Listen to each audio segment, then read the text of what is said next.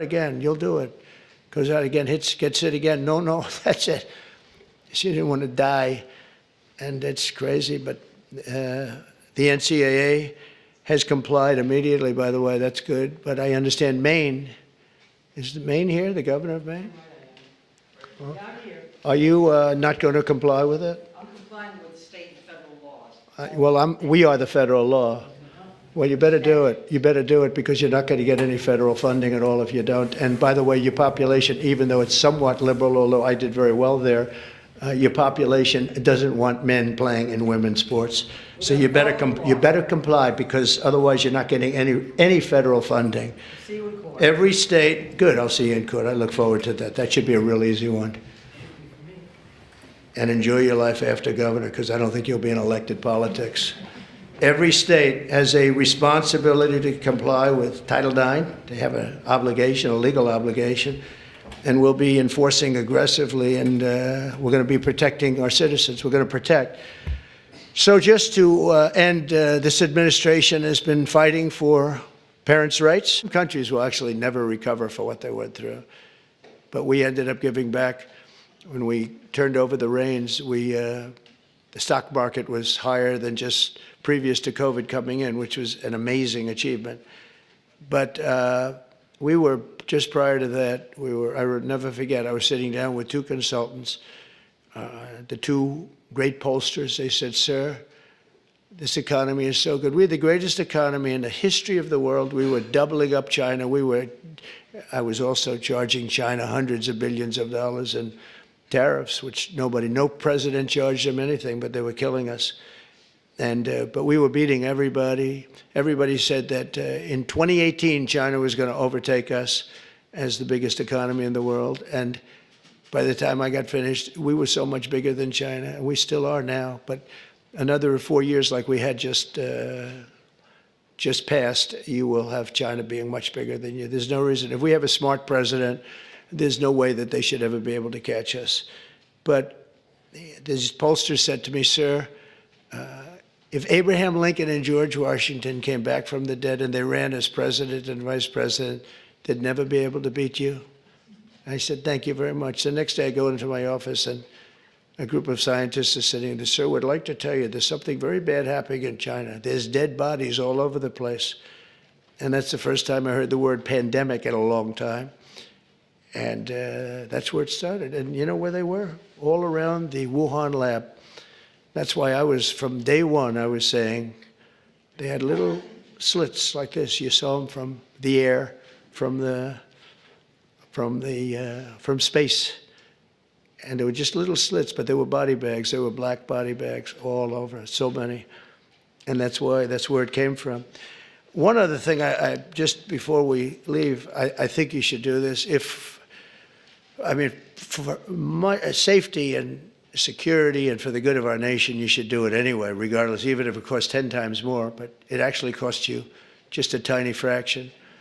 If you went to paper ballots and you're voting, and I would hope that every Republican would, so it costs exactly 8% of what the machines cost. These machines, they got something going. They get business. It's amazing. So paper ballots, and paper is very sophisticated today. It's called watermark. It's impossible to copy, impossible to cheat. It's actually hard to believe that a piece of paper is highly sophisticated, but it's watermark, and it's it's amazing actually when you see it. You can't cheat. But if you went to paper ballots and same-day voting, and if you went to voter ID, and also one other thing, you want a proof of citizenship. Those four things: proof of citizenship, voter ID, paper ballots, one-day voting. And if you went to 2-day voting or 3-day voting, but some of these states, you had 64 days. You know, California just finished up. You did pretty well. You got through. But, we have one stat that I quote, the autism stat. And you hear different numbers, but it's thousands. They say between 10 and 20,000. So if you go back 15 years ago, we had like nobody. It was 1 in 20,000. Now we have 1 in 34. Is that right? 34. So 34 or 36 kids have autism. And if you go back, I guess 18 years, that whenever that was done, it was 1 in 20,000. So we got from 20,000 to 34, 36. That's unbelievable. So there's something wrong. There's something wrong. We've done something wrong. There's something, you're going to figure it out. Maybe it's a spray that we spray all over the place that nobody else does. Other countries don't.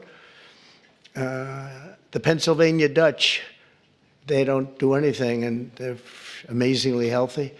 And he understands. He's working with Dr. Oz, who's a really smart guy. I know him very well. And those two guys are going to figure out, and they're also going to figure out why in the United States we pay $1,300 for a drug, one that we were talking about, and in London they pay, literally they pay $200, even less. $88, I heard in one case yesterday. They pay $88, we pay $1,300 for the exact same drug from the exact same factory, from the same plant where it's made. We've got to figure that out. So I hope you focus really a lot on the cost too, because Americans are being screwed, and it's no good. They're not going to put up with it.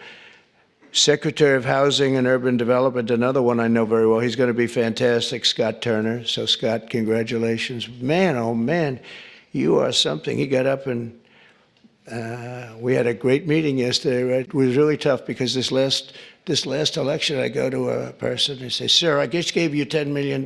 Oh, where did you give it to? I gave it to Brooke. You gave it to Brooke. She's spending it on policy. We don't have to worry about policy. We have to worry about getting elected, right? But Brooke is fantastic, and she's done such a good job, and she's make America great again, top of the line, right?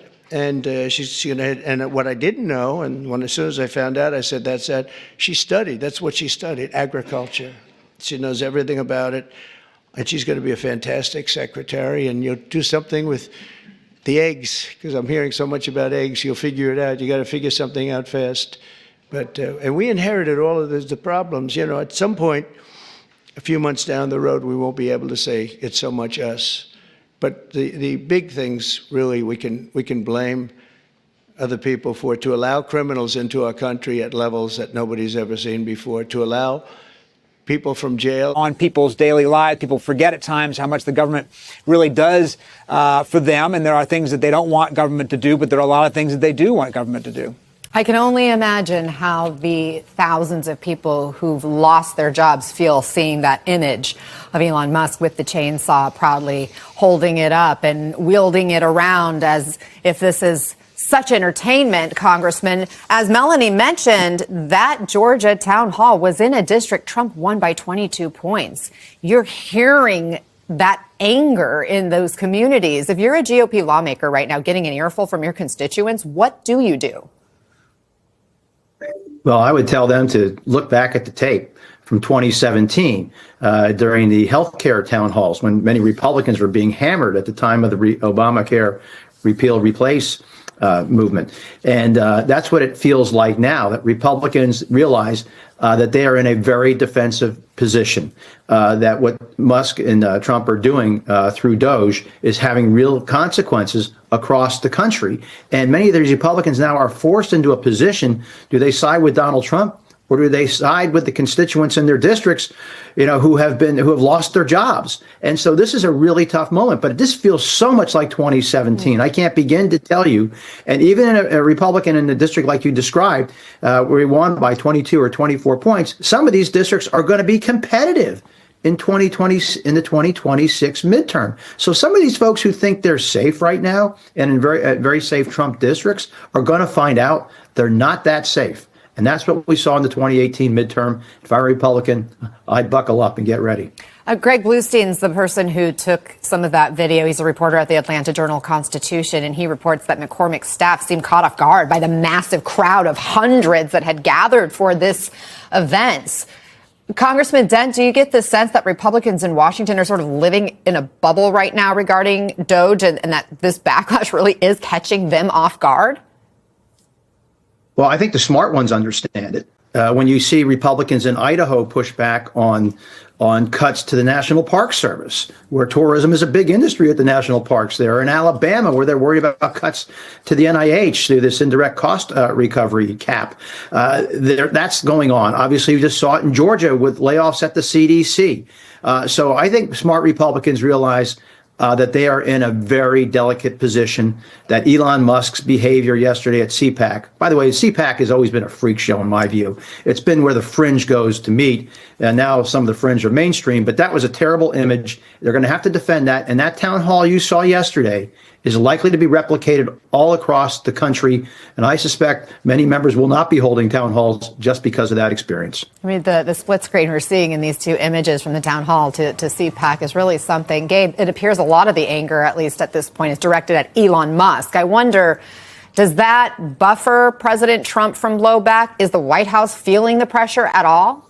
No, Anna, the White House is not feeling any pressure, at least publicly. That's what they're saying. Again, Caroline Leavitt this morning doubling down and saying that this is what Donald Trump's voters wanted him to do. And yesterday at the White House press briefing, there were several top officials from the administration defending Elon Musk and repeating that it is President Trump that is in charge of all this. And they do not seem dissuaded at all by this blowback that we're seeing at some of those town halls. You saw Elon Musk yesterday at CPAC with that chainsaw, and that is an image that this administration wants. They want to keep hitting that point that they are trying to cut waste, fraud, and abuse as they see it. Of course, they have yet to provide any evidence of widespread fraud, but they're taking the posture that anyone that is criticizing this, including members of the press, they say, must somehow be opposed to cutting waste in the government. Still, there are certainly, as you've been reporting, human lives at risk here, jobs at risk here,